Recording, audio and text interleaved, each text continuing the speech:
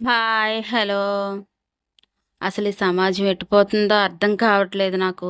ఏంటి సమాజం ఎటెటుపోతుందసలు? మన వైష్ణవిది ఇంకా మరవక ముందే తననెలాగా ఇచ్చేసాడు అసలు మరవక ముందే ఇంకోటి అదేంటి ఫ్రిడ్జ్‌లో పెట్టేసి తర్వాత తలగా ఏమో కాల్చేసి ఏదో చేశాడనేసి. తర్వాతేమొచ్చి అదే ప్రెగ్నెంట్‌తో ఉన్న ఆవిడని ఇది చేసేసారనేసి. ఇంట్లో మనుషులే. అది తల్లిదండ్రులు పిల్లల్ని చంపేయడమో,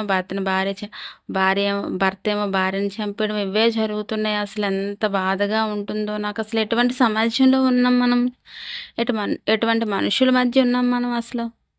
ఇంత దారుణంగా ఉందేటి సమాజం నాకేంటి అసలు చాలా బాధగా ఉంది. చాలా భయంగా ఉంది.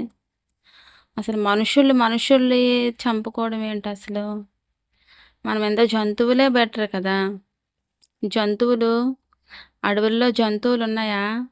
వాటిలికి ఆకలేస్తేనే వేరే ఆటిల్ని తినదీవులు చంపుకు తింటాయేమో గానీ, ఈ మనుషులు మాత్రం ఏదో చిన్న కోపంలోనో, ఏదో చిన్న దేంట్లోనే మనుషులు చంపేస్తున్నారు అసలు. చాలా బాధగా ఉంటుందసలు. ఎటువంటి సమాజంలో బ్రతుకుతున్నాం? ఎటువంటి మనుషుల మధ్య బ్రతుకుతున్నాం అసలు?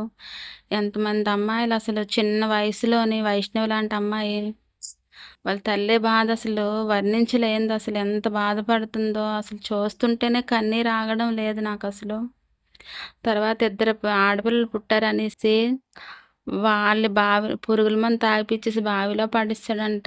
అస్సలు ఎంత బాధగా ఉందో నాకసలు. ట్విన్స్ అంట ఆ పిల్లలు. ఆ తల్లి రోదన చూడలేకపోతున్నా నేనసలు. చాలా బాధగా ఉంది. ఈ సమాజం ఏంటి ఇలాగయిపోయింది అర్థం కావట్లేదు. చాలా బాధగుంది. సమాజం మారాలి. చట్టాలు మార్పు తీసుకురావాలి. మనుషులు మనుషుల్లాగా ఉండాలి. నచ్చకపోతే వదిలేయాలి కానీ, చంపుకోవడం ఏటండి అసలు?